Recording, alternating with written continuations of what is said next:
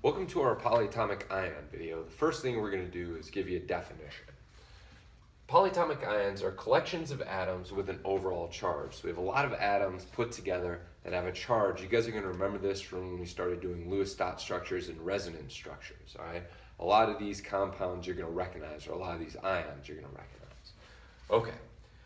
The best way to describe how polyatomic ion works is through MO diagrams, but I have good news for you. We're not going to do MO diagrams of polyatomic ions right now. We've done enough of those in the past. We're not going to do any of them right now.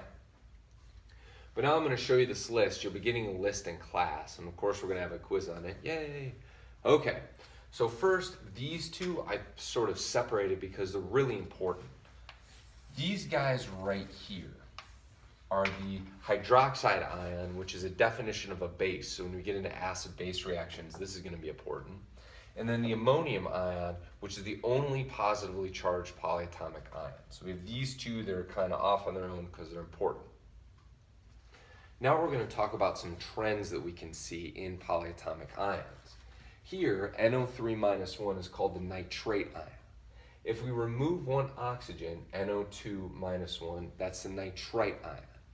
When we change the formula, we're going to change the name. I know it can be a little bit confusing, but if you take in a foreign language, then you understand that when we change the ending of a word, we change its meaning.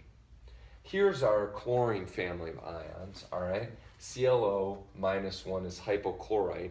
This is in bleach. ClO2-1, chlorite, so you can see we have the ite.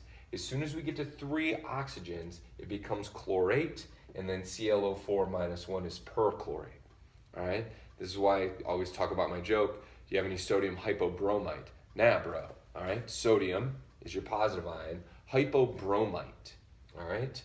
So if you think about this formula for hypochlorite, ClO-1, hypobromite is going to be, it will be BrO-1. So here's our chlorine ions. Now we're going to move on to when we add hydrogens to the mix. PO4-3 is called phosphate. When we add a hydrogen to it, first the name becomes very easy to do. It's just hydrogen phosphate. All right, so we've added a hydrogen, not that hard.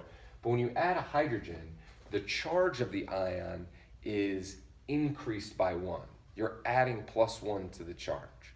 So here it goes from -3 to -2. If we add another hydrogen, then we get dihydrogen phosphate. 2 hydrogens, fairly easy, right? Well, the charge has gone up again. You've added +1 to the charge, so it was -3, -2, -1. You should be able to determine that if you add another hydrogen, H3PO4, the charge is neutral.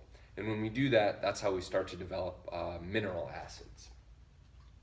Carbonate is very important because it's in a lot of compounds that we see on an everyday basis. CO3-2 is the carbonate ion, and when we add a hydrogen to it, it becomes hydrogen carbonate. And of course, the charge changes as well.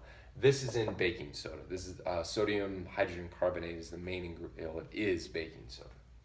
And then this one, although it's down here, kind of out of the way, SO4-2 is the sulfate ion. This is very common as well. The acetate ion, C2H3O2-1, this is something that you'll see quite often. It's a derivative from an organic acid, a very simple organic acid.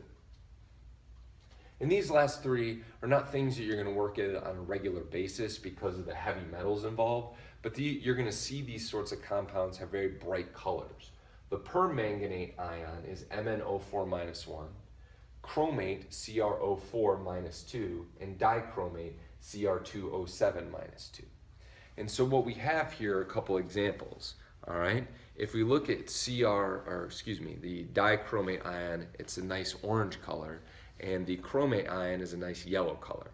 So we get very bright colors from these 2 ions, as well as potassium permanganate is a very deep purple. So these are our polyatomic ions. We'll be using these when we form ionic compounds.